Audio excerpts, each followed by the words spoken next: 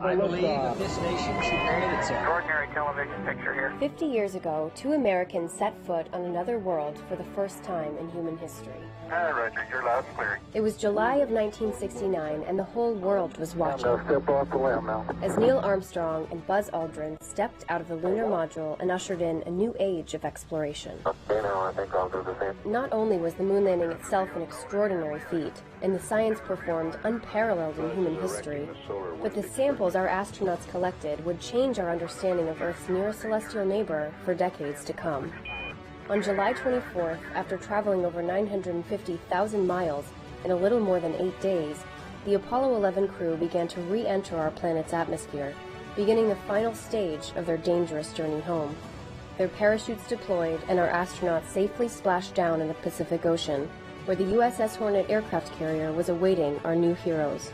With navigational precision, our U.S. Navy quickly lifted them up into a helicopter and delivered them safely to the deck of the USS Hornet, where the astronauts entered into quarantine as a new era of lunar science began. 50 years later, we come to you live from that same U.S. Navy aircraft carrier. Welcome to NASA Science Live, where we're coming to you aboard the USS Hornet, a Navy aircraft carrier, now a museum here in Alameda, California. This ship has an unprecedented history. It helped lead the victory in the Pacific in World War II, and this is the ship that brought back to shore the actual Apollo 11 capsule crew and the first ever samples from another world here back to Earth. I'm your host, Dwayne Brown, and we are celebrating as a nation the 50th anniversary of the Apollo 11 lunar landing. You're going to hear a lot more, get the behind-the-scenes look as only NASA Science Live can bring you, and interact with our guests here on Facebook, Twitter, and send in those questions using hashtag AskNASA. And if you're watching online, use the comment box for your questions.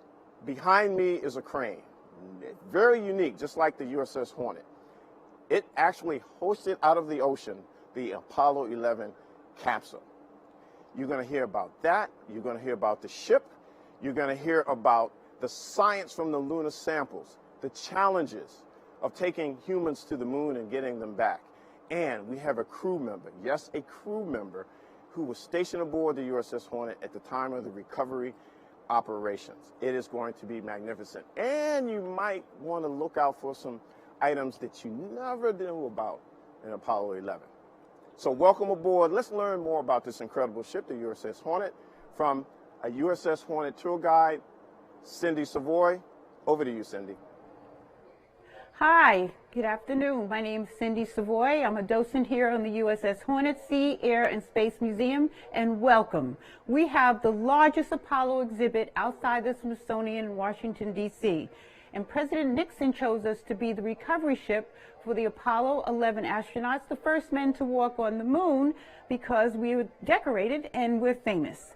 Historically, we are kept in our authenticity, so we'll remind you exactly what it was like in 1969. Here I'm standing in a replica of a living room, the way it looked in July of 1969, with a TV that we had to get up and turn the channel, and a shared carpet. We also have a picture of President Nixon, and he was very proud of us, and that's why he was the only president to come to the Hornet or to a carrier to represent the United States and welcome back astronauts when they came back from the moon.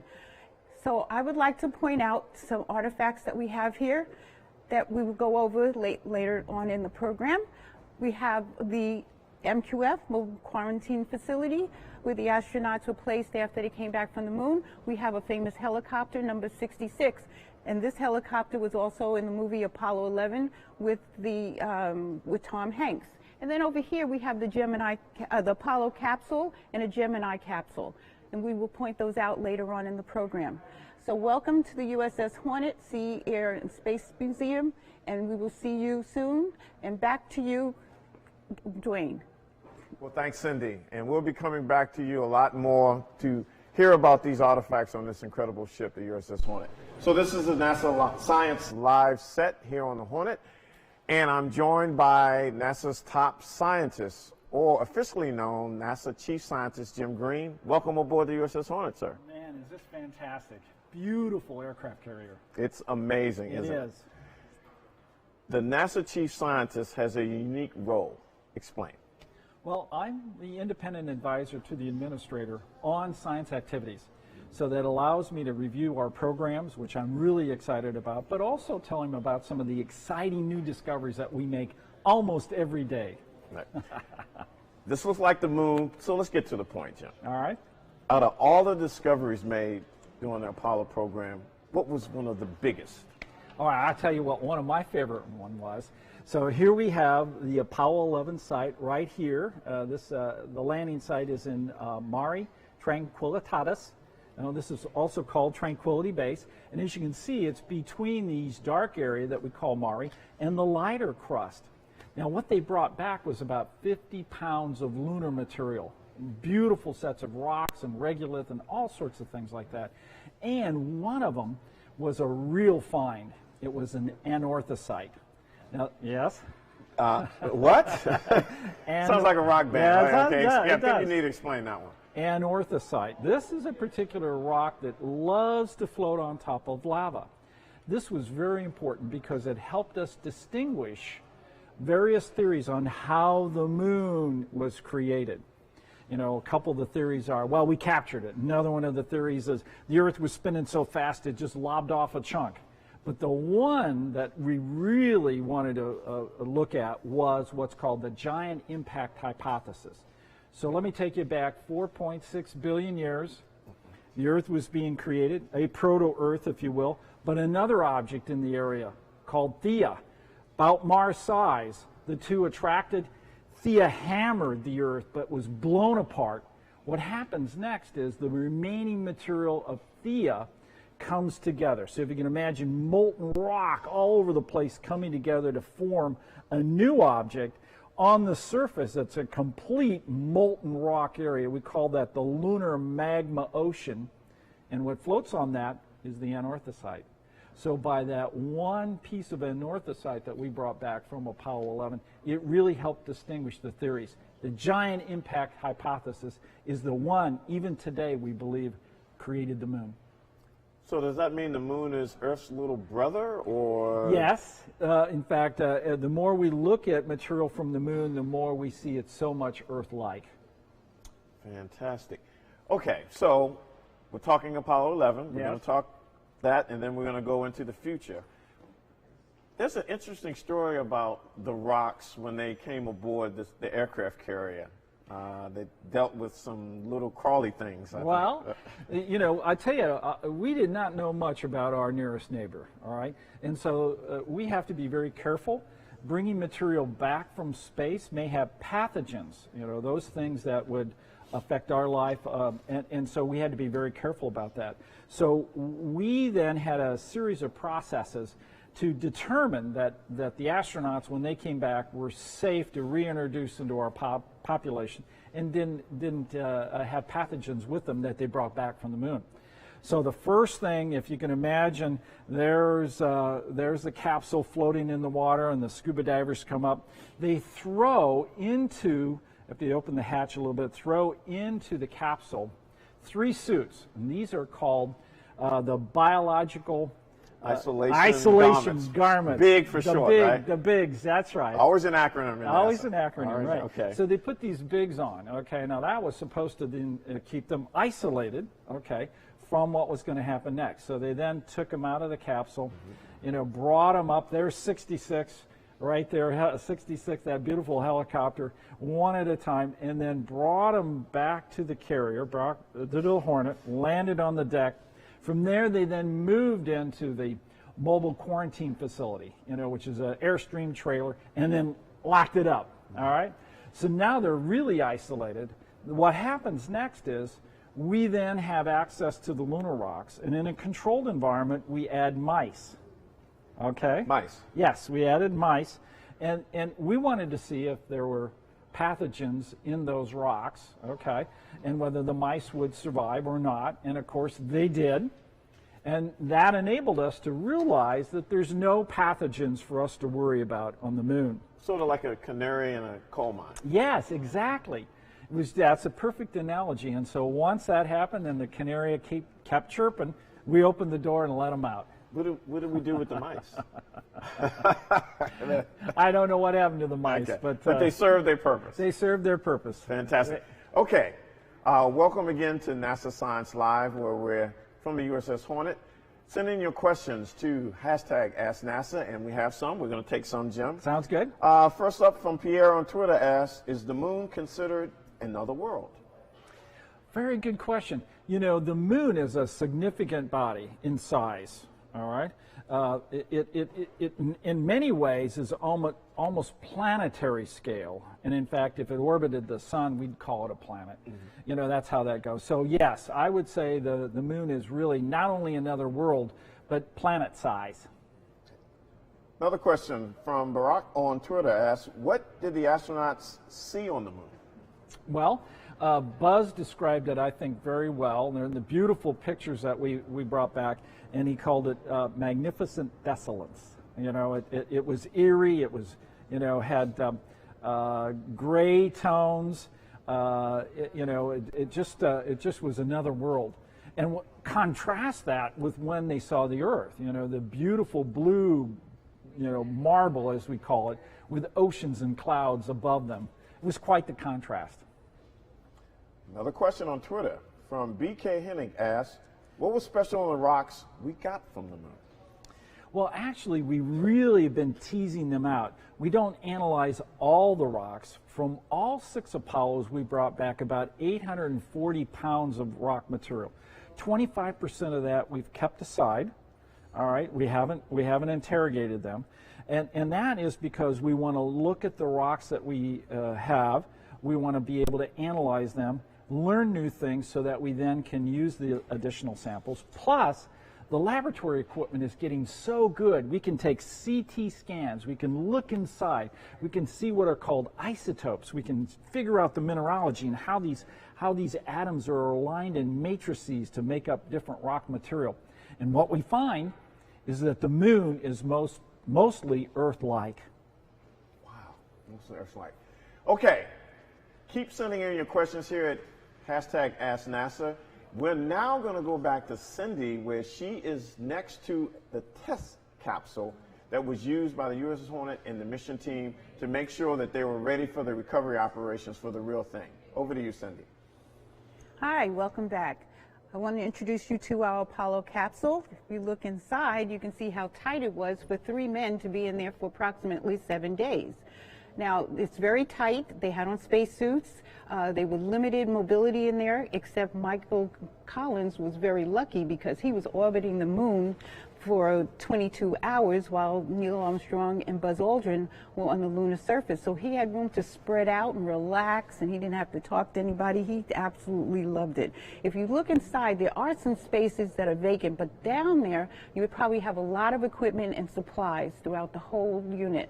But this capsule actually was very important. It's the exact replica of the one that went to the moon, but this went to space to test the heat shield and also the instruments inside, but it was unmanned.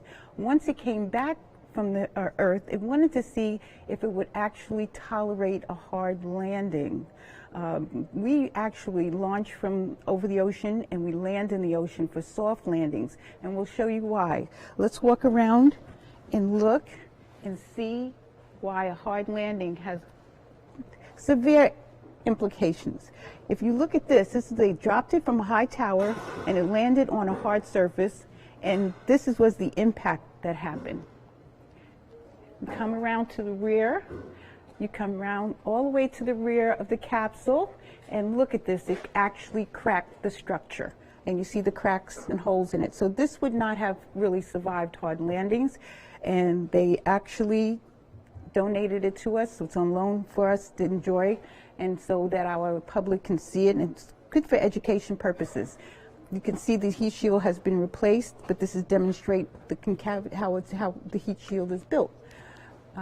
Actually, all the wiring that is throughout the capsules for electricity, for communication, and for scientific research, to gather scientific research.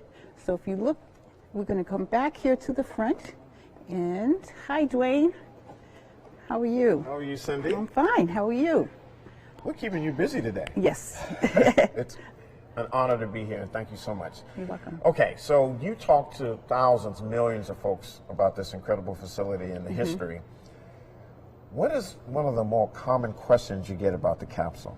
Well, actually, because there was 3 men in there for 7 days, a lot of the kids want to know what was the environment like when they came back from the moon, the smell.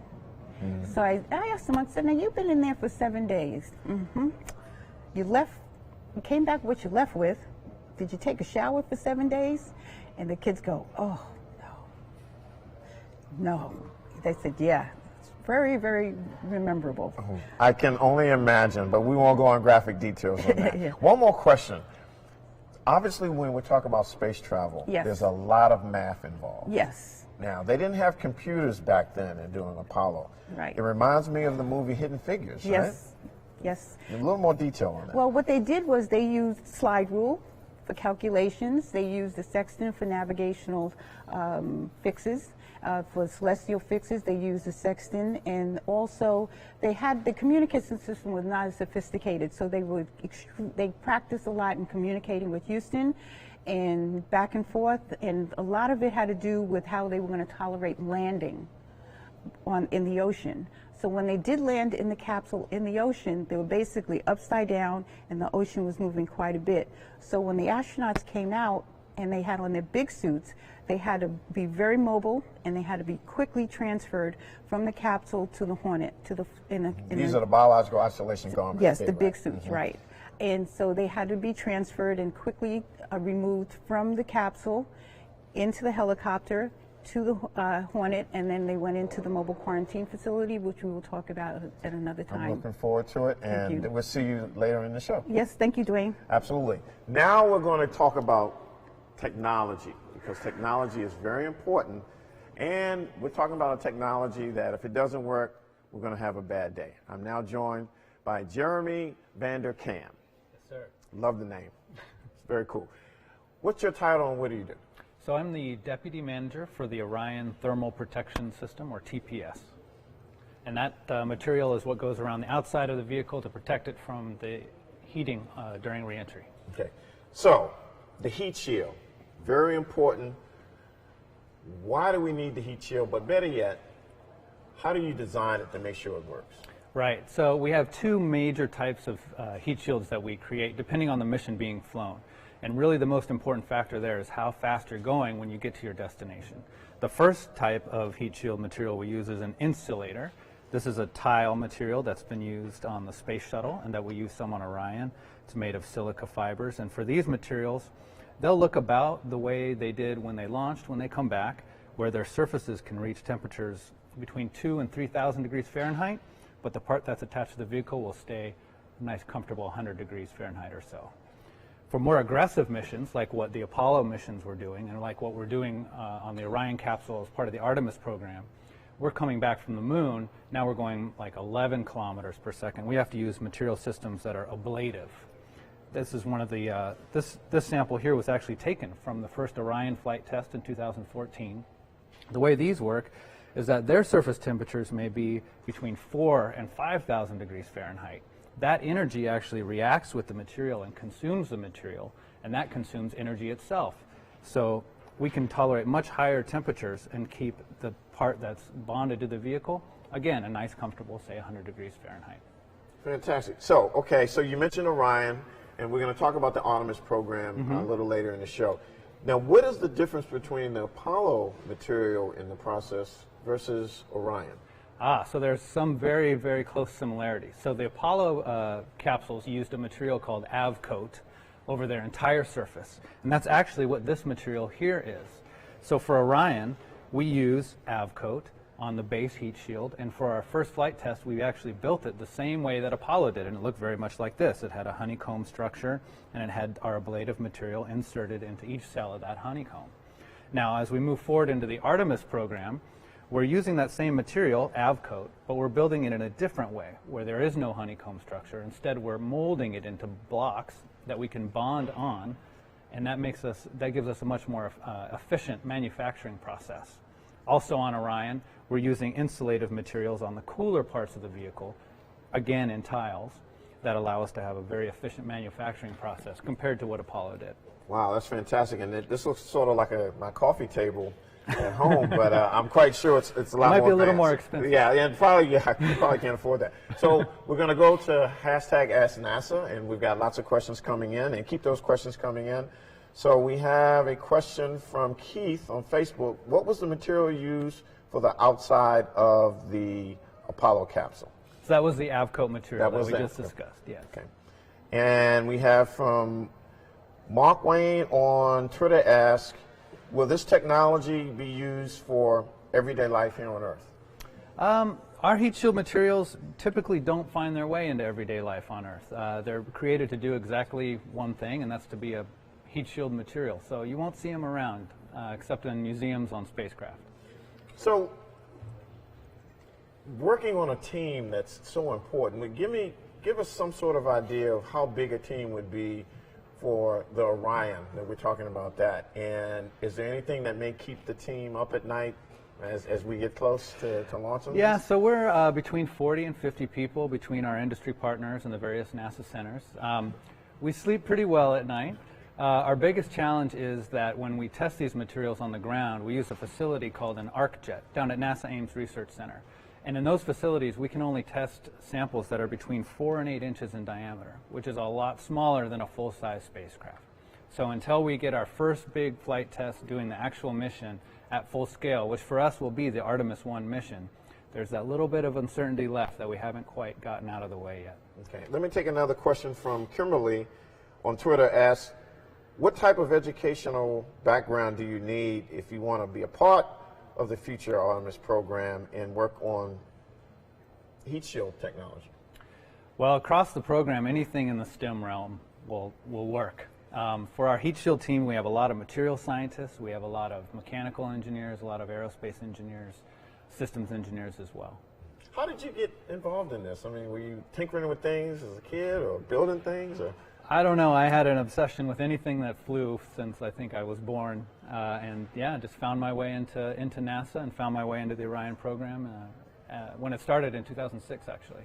Wow! And so when we look back at the Apollo, and this is the test capsule, did you like study manuals or talk to folks as you to build on Orion? Yes, that was a big part of starting Orion. We went back into all of the history we could find. We were pulling file cabinets out of garages full of files and papers and reading everything we could get our hands on. We studied all the old vehicles in their museums to learn as much as we could about what they did and what we could bring forward. So what's the next step now? And again, we're going to talk about the Artemis program later in the show, but Orion, explain Orion and the capsule and what's taking place now. So right now we have flown one flight test in 2014.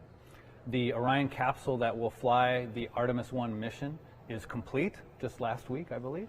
And that mission will launch in 2020, 2021. And we're actually already starting to build the Orion capsule that will be on the Artemis 2 mission further on, the first mission with crew on board. This is really cool. So Jeremy, thank you a lot again. So now we're going to go back to Cindy. And again, you're watching NASA Science Live aboard the USS Hornet. Send in your questions to hashtag AskNASA.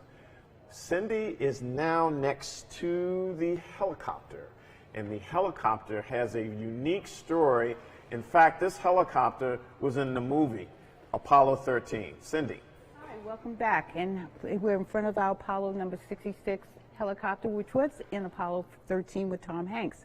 The original one no longer exists, and our aircraft restoration crew saw this in Tucson's boneyard and said, is that 148999, what actually did fly off of the Hornet during the 1960s? They brought it back here to the Hornet and restored it to the mint condition that it's in right now. So let's take a look at it. This Hornet, this helicopter, is so important because it's built in such a way that you wanted to have a lot of room in there, because when the astronauts were actually picked up out of the flotation device, they had to come in here and they were told, all the crew was told, do not touch them, don't go near them, because they could have some contaminants on them, even though they had already put the anti-contamination fluid or solution on their big suits, bio-insulation garments. It was about 40 feet from pickup from the flotation device into the Hornet, into the basket to bring back to the Hornet.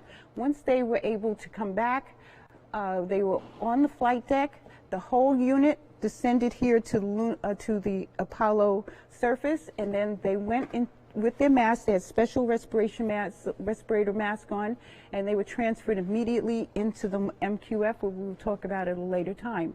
This unit actually is so famous because it's so built in such a way that there's so much room that the exact model is also used for Marine One, which the President of the United States uses. Also, you can look at the way the landing gear is. If for some reason it has to land on a soft surface, which is the ocean, the landing gear retracts and you have some floating devices in here. This is a very unique one. We're very proud of our air restoration crew for what they did to bring it here so you could enjoy it. And it's historic because of the movie and just the way that it operates with the jet engine up there on top and the big rotors for maneuverability. So welcome back, and hopefully we'll see you again soon. Thanks, Cindy. Back to you, Dwayne. Thanks, Cindy. We're back here on the set at NASA Science Live, and I'm joined by another scientist, Kimberly Anico. Welcome. Thanks, Dwayne. You do a lot. Tell us, you're involved with a whole bunch of cool things. Well, I'm a research scientist at NASA Ames Research Center in California, Silicon Valley. Our center does innovative approaches to open questions in aeronautics and basic fundamental space research, and have been working there for a number of years, and I work on lots of different mission concepts. I'm trained as an astrophysicist, so I've built instruments that have flown in space and in the air. I actually had built a payload that crashed into the moon and found water on the moon, and I have been doing science management through the New Horizons Pluto flyby, and most recently on our flying telescope, SOFIA. So as a scientist at NASA, I'm interested and attracted to these questions that drive us to push ourselves to new limits and opening up creative solutions, and it's a fun job. Wow, that's a pretty cool shopping list, and you even come dressed for the part. You know, you got the moon. I mean, you know, you gotta. That is awesome. Well, Dwayne, where's your Mars tie? Oh, I forgot. I'm sorry. This is inspired. It's a conversation starter in a sense. I mean, the whole opportunity to speak about space and science and exploration and discovery and making the impossible possible is inspired by Apollo 8, where Bill Anders took the first picture of the Earth from lunar orbit. So our first humans who looked back on our home world for the first time. Wow. Okay, let's talk science during Apollo. And you have some interesting things here. This looks like Earth, but I'm pretty sure it's not, right? Yes. So earlier in the show, you and Jim were showing a grayish globe, which was the moon. This is still the moon, but it's actually a map of the height of the moon. And this is post-Apollo, and this is when we had a series of robotic explorers doing orbits around the moon. One in particular, the Lunar Reconnaissance Orbiter, and one of their instruments measured topography, how high something is. Blue represents low areas, so what was known as the mare are low areas, and red on this globe shows high areas. And I'll turn it around to show the far side that we don't see. And the far side is exotic. Did you know that the average height on the far side is over a mile higher than on the near side? And it has the most extreme topography because the highest point on the moon is higher than the highest point on Earth, Mount Everest. Also intriguing, on the far side down to the South Pole is one of the lowest areas, a giant impact basin called the South Pole Aitken Basin. And this is an exciting area that lunar scientists are salivating to have an opportunity to have access to this part of the moon that we haven't had before. Wow. Now, this little guy is really interesting, and I'm willing to bet it doesn't look like it came from the beach or a little hill, right? You're right, Dwayne, and you're looking at an Apollo moon rock. This is from Apollo 15. But the lunar rocks that came back from the 6 landed missions have transformed our understanding of how the moon formed, and also indications of what happened early on in our solar system. In addition to over the 6 landed mission, 840 pounds of rock, about 2,000 different samples, the Apollo astronauts put instruments on the surface of the moon. Apollo 11, they only had 2.5 hours on the surface. When we got to Apollo 17, we had about 3 days on the surface. Each different Apollo mission did more science. Buzz Aldrin, during Apollo 11, put out a seismometer. This would measure quakes, moonquakes on the moon. We also put these retroreflectors. Retroreflectors allowed us to measure the distance between the Earth and the Moon, and also learn about measuring its orbital rotation and the spin of the Earth's rotational axis. We had a dust detector on Apollo 11, and also an interesting instrument to measure the particles coming off the sun, because the surface of the Moon is a wonderful laboratory to do science from. So all of those science experiments, and how many were there again on them? Well, on Apollo 11 we had about 4, plus the photographs, the motion pictures, and the fact that the Armstrong and Armstrong's footprint is an experiment in itself. It showed about the properties of the lunar soil regolith and how it impacted upon pressure. And so you might hear Aldrin talk about, I only went about ½ an inch or something like that. That was telling the scientists, because up to then we had no idea what the surface of the Moon would touch and feel like. So even them walking on the Moon themselves provided information about the lunar surface. Now, I asked Jim there were so many findings, but what he thought was the biggest. What would be next in line?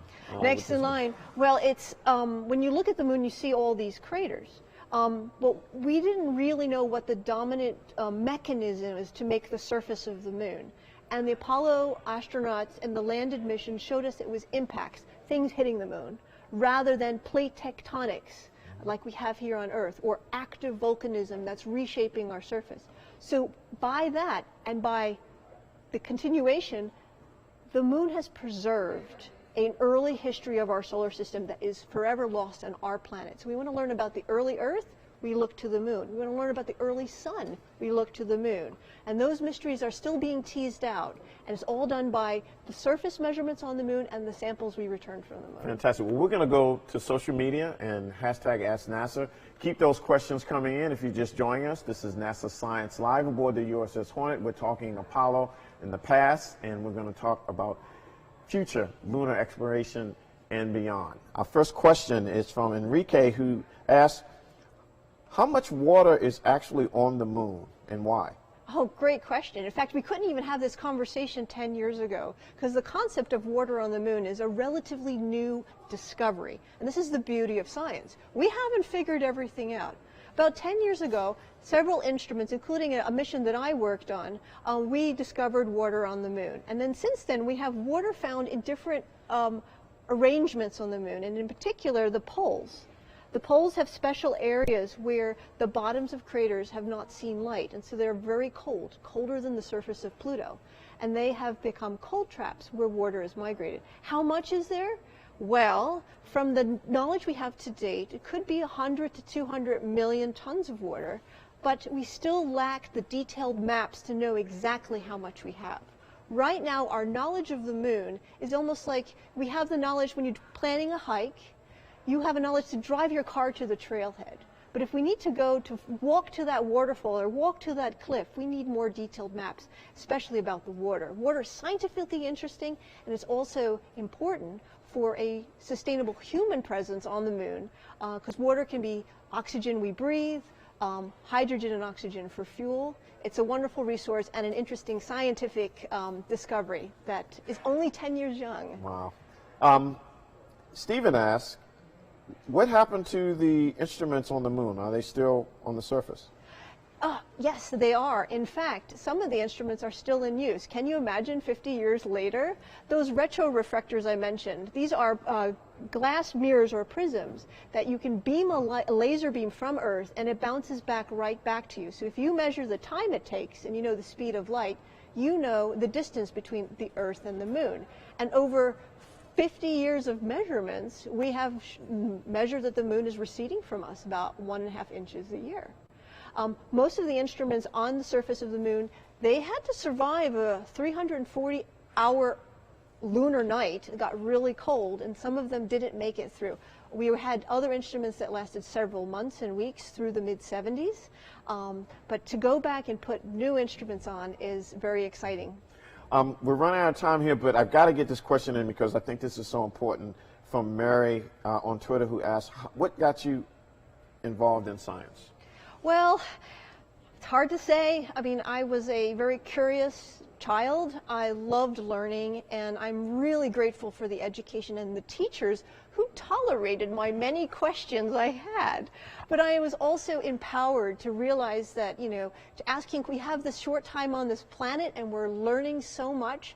I just became very curious, and the science career just fell into that because I just had a very open mind. Yeah, your passion is infectious. So we're going to talk some more Right. and get into the future later in the show. Future. Now, what if I told you you could actually hear data? Now, work with me here.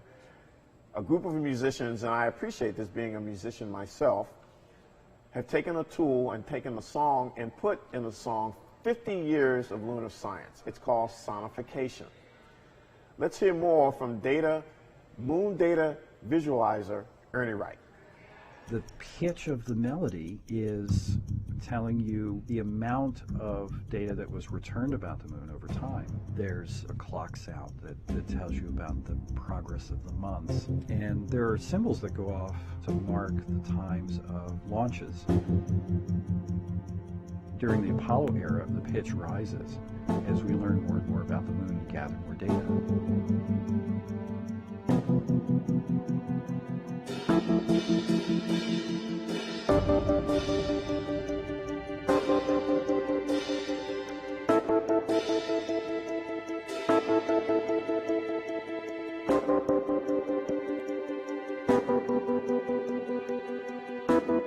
And then there's this period in the middle where it kind of falls, when we weren't sending people and we weren't sending robotic missions. It falls off a little bit.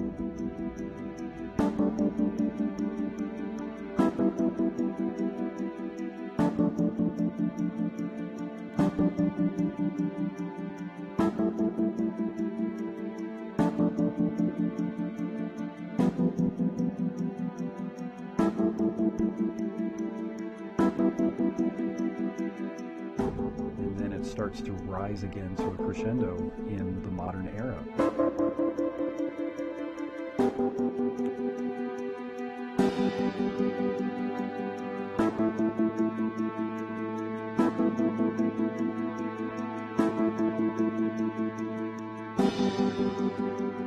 In the sonification, there are these two peaks in the valley, but the other thing to take from it is that there is a continuous note of exploration. You know, the sound doesn't really go away.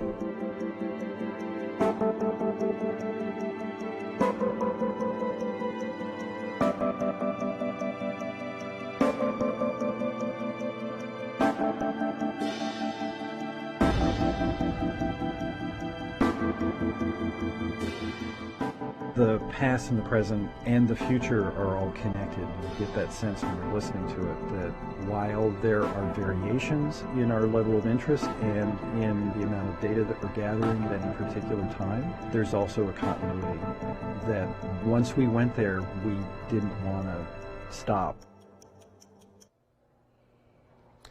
Now, sonification is available at NASA on the new podcast, on the new NASA Explorer series. You can also hear it on Google Cloud, SoundCloud, Google Play, I should say, SoundCloud, and Apple Podcasts. And this cool technology was developed in Toronto, Canada by a company called System Sound.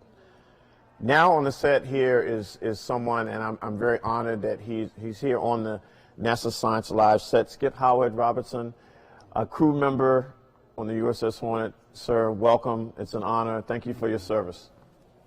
It was my pleasure and my honor. Let's go back in time. Today, 50 years to today, would be the day before tomorrow, which is the actual anniversary that you guys picked up the spacecraft. So the day before, what's the atmosphere on board the USS Hornet? It was an atmosphere of expectation, excitement, wondering what was going to happen, how is it all going to work out, would I get to see the president, would he shake my hand, which of course didn't happen. But we were ready for this thing to happen. We had been practicing extensively for weeks because it just doesn't happen overnight. So we had a dummy command module, which they'd drop in the ocean, and then they'd wake us up at 2 in the morning and say, go find it. Things of that nature. So we were ready, fully prepared. A lot of us were amused at the apprehension about moon bugs. But Well, let me ask now, what was your role on the ship? I worked in the radar area. I was a radarman third class. My job on the NASA recovery was the primary radio operator. So essentially, they would give me a piece of paper and I would read it. And so I had the distinct privilege of being the person heard around the world, although nobody knows that, saying, "Houston, Hawaii, this is Hornet. We have Apollo on board." How does that make you feel that you're etched in history? Because usually on a ship, when you make announcements, it stays within the ship. Did you know it was going to be heard around the world at the time, or did they tell you later? They told me later that had been broadcast around the world. And out of the billion or so people who were listening, only one person actually said she recognized my voice. Did the crew members tease you, or did you get like a plaque or a cake? Or? No, there was no recognition of that sort. We were all just part of the team. There were about 40 or so enlisted men, and I think 30 officers, something in that area, who were directly involved in some way. We all had a job. We did our job. I have to tell you, we at NASA, we're humbled to be here, but we're in awe of all of the history here. Well, how do you feel when you come back to this magnificent ship? Well, this is actually my first time back since I got out of the Navy in 1970. I was here 2 days ago and again today, and we'll be here tomorrow for the actual recovery day, you know, whatever happens then. And I have my cruise book, which we were given, all the members of the crew and many members of the civilian crew that were on board were given one of these. So I've got a lot of good memories in there as well. Now, give us a short explanation. What's in this book? Are there signatures or pictures of? It's pictures of what went on, shipboard life, the recovery. There's a picture, for instance, of Chaplain Pierto, who was the President Nixon for the rehearsals. Dandy guy from Wisconsin, which is where I live now, and just a lot of pictures of just routine shipboard life. Also pictures of crossing the equator. There were about 1,400 of us who are shellbacks, and there were about 300 or 400, including most of the civilians, who were polywogs. And there are some pictures in here of that probably most of their families don't want to see.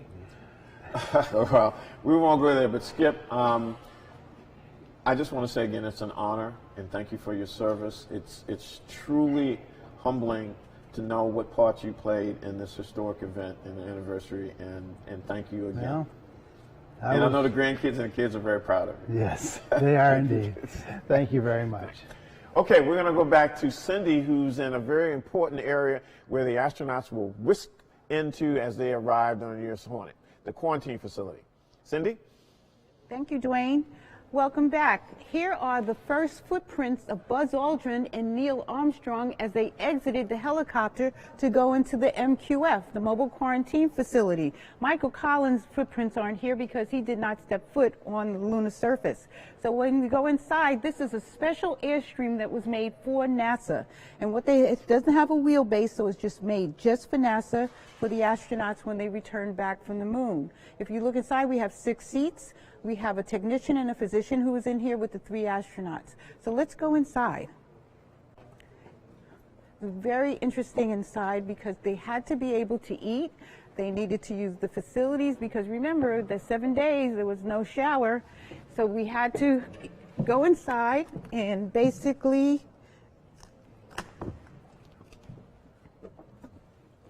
have equipment for them to change and use the facilities. Now, Michael Collins wasn't feeling that well when he came back. So what he did was he was the first one to use the facilities back here. And you can take a look inside. It's very tight, but it worked. And what happened was, think about it. For 7 days, they were in that small capsule, not much room to move around. They said, why did you put them into another small unit? But look, this is luxurious compared to the capsule. And they have 6 beds for them.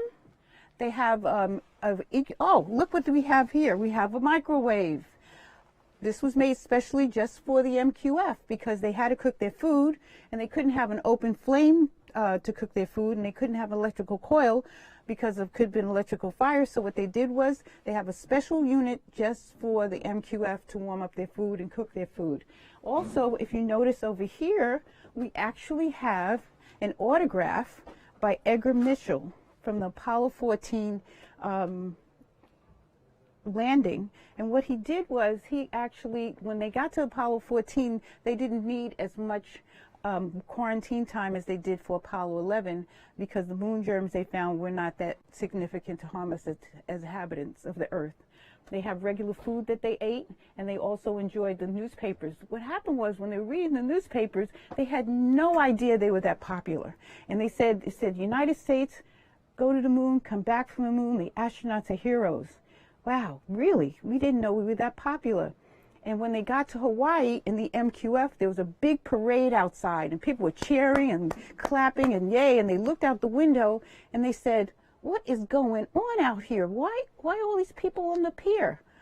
And they got a hold of a newspaper that said that they were heroes. And Buzz Aldrin said to Neil Armstrong and Michael Collins, look, we were gone a couple of days and we missed the whole thing. They had no idea they were that popular. But they stayed in here for 52 hours. And the 52 hours, they went from the middle of the Pacific, they went to Hawaii, and from Hawaii they stayed in here, and they also went to Texas. When they went to Texas, they were quarantined in there for 15 days. Total quarantine was 21 days. Also, as you notice, they had to get the equipment from the capsule. So there was a plastic tunnel that went from the capsule to the MQF, where they could carry back the specimens and also bring any equipment they had to the MQF. Once they did that, the door was closed and everybody was quarantined, including their specimens in here. So welcome to the Hornet, and see you again soon. Bye. Thanks, Cindy. And we're back. Thank you. I tell you, Cindy, you're doing great, and I just love hearing you talk, and I think I just come in too quick or whatever, but you are just absolutely fantastic. So we're back here on set, and I've got not one but two of the scientists that were already here, but now we're together. And you know what? You never know what to expect on live television. Somebody's birthday is today. Kimberly's birthday. Happy birthday. Oh my goodness, that is so cool. Okay. We've been talking about the past. Now we're going to go into the future. The Artemis program. Before we get into that, Jim, we talked about the rocks. What are the rocks? Aren't there some new samples that haven't been opened yet? Yeah, indeed. You know, I mentioned that we kept some aside. Mm-hmm. And now we're ready to open them. And we have one very special type of container. It's a long, hollow cylinder that was used by Apollo 17. Jack Schmitt jammed it into the soils, actually in an area that we know was a landslide. So there's trapped gases and all sorts of stuff that we believe are there. And now that whole tube, which is full of lunar material, is going to be open this year. In fact, we have to develop the right capability to capture all these gases.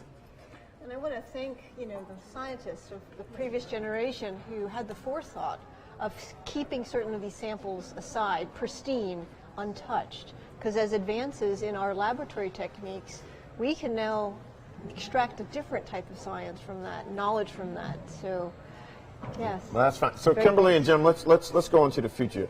We kind of mentioned the Artemis program, but Kimberly, let's go in a little bit more detail. What is Artemis, and what's going to happen with this program? Okay. For those who know their Greek mythology, Artemis is the twin sister of Apollo. So we've been talking about the Apollo program, which was the humans on the moon. But the Apollo program had a different charge. The Apollo program was to put a human on the moon and return him safely to the Earth. We scientists had other science that went along with that. Artemis is different. Artemis is a forward to the moon with a sustainable human and robotic presence on the moon and beyond, using the moon as a proving ground for Mars and beyond the solar system. Artemis is the first woman and next person on the moon in 2024. A giant leap for womankind and a humongous leap for humanity. It is also going to be the sustainable human presence using the moon with commercial partners, with international partners. Space exploration is no longer in the realm of superpowers and governments. We're doing this together.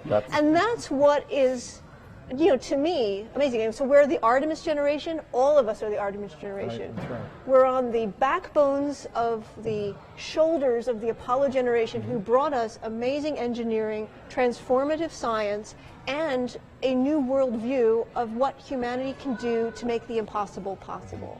And you know, we're here, and we're seeing folks all around us. This is cool. You know, this is a museum, so we've got kids and everything, and they're excited, and that's what the space program does.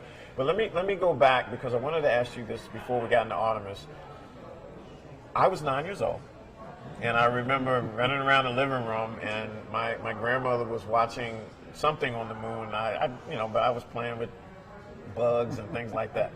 I think you were in the stars at the time. My parents were just dating. Okay. We hadn't been married yet. So, Jim. Yes, well. What is your memory? Where were you? Apollo 11 landed. I had graduated from high school, all right? So that summer was getting ready for going to the University of Iowa, and I had a fantastic opportunity on that Sunday afternoon to see the landing, you know, on my black and white TV at home.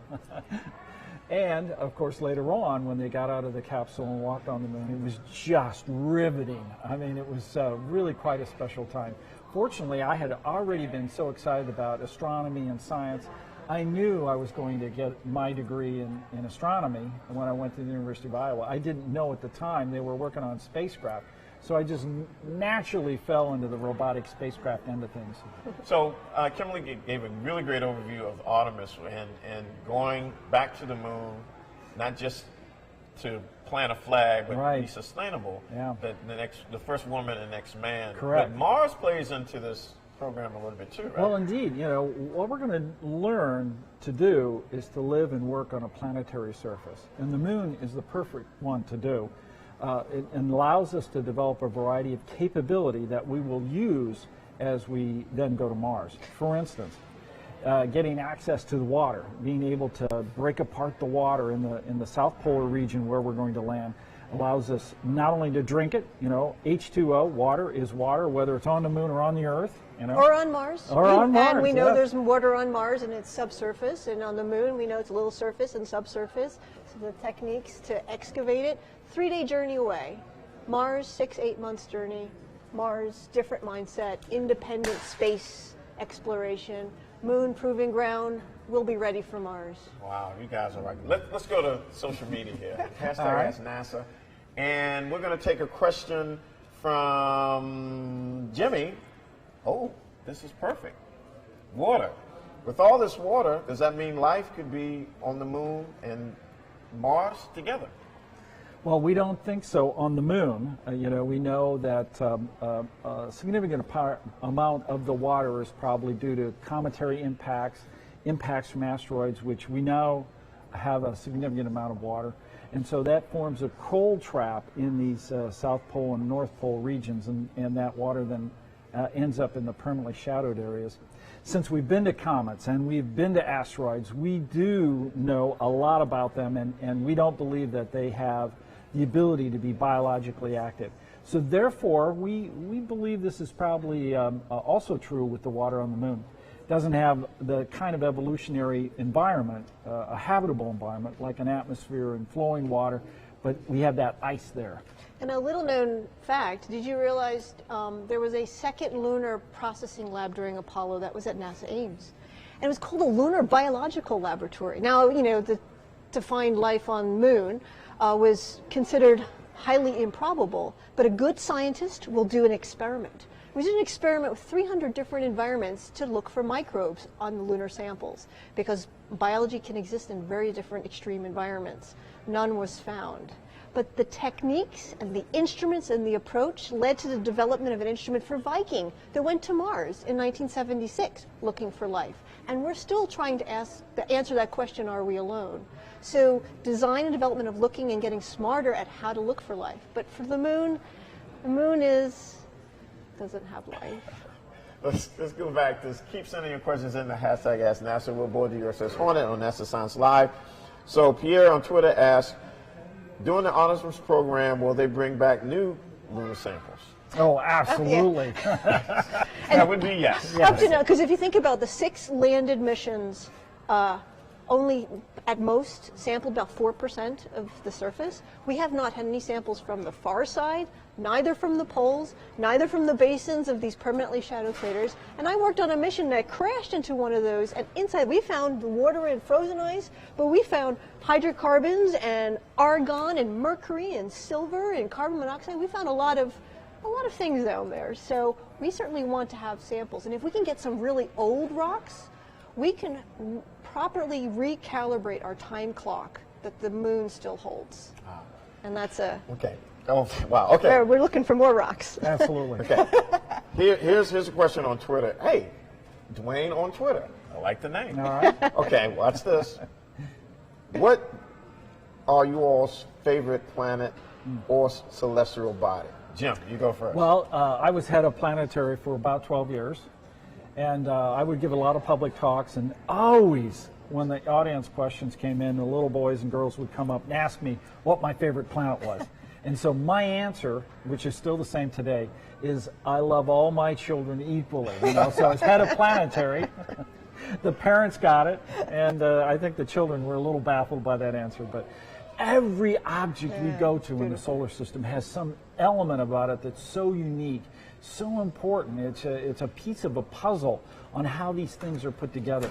Terrestrial bodies and moons and icy bodies and out into the Kuiper Belt and beyond. They're just compositionally so different. It's just a really exciting time to be in planetary science. Kimberly. Well, how can you top that answer? When I think about how much we've learned about the solar system and will continue to learn, I think I know my favorite planet is Earth. Earth is where we are, we humans are. It is where we have the curiosity, the imagination, the know-how, the engineering to make that impossible possible. It's brought us the pictures of Pluto. It's brought us the information about the moon. It's brought us information about the sun. So I think Earth, our blue marble, our pale blue dot, that's my favorite planet because of us. I wish you would have been my science teacher. I mean, it's just, oh, you guys are awesome. So that's going to do it for us. We are out of time. However, you keep sending in those questions on hashtag #AskNASA. We'll get to them. And this is NASA Science Live, where you can get more information and see previous shows at www.nasa.gov/NASA Science Live. And look out for the next show sometime in September, or if these incredible scientists, as they always come up with really cool science, you may have a NASA Science Live show even before that. Now, before we sign off, I have a final personal note. I've been with this great agency for nearly 40 years. I've worked on hundreds of missions spanning aeronautics, the space shuttle program, and of course science. Now I have a new mission, to travel to the planet retirement. It's been my honor, and I'm very humbled, to have worked with thousands, no, 10,000s of people all over the globe. The mentors like Jim, the colleagues like Kimberly, thank you. To all of you, thank you. This is not goodbye. This is, we will meet again. To the Apollo generation, I say happy anniversary, which I'm a part of. And to the Artemis generation, I'm going to be there with you in some shape or form because we're going. This is Dwayne Brown signing off from the USS Hornet and NASA Science Live, where science never sleeps. Thanks for joining us.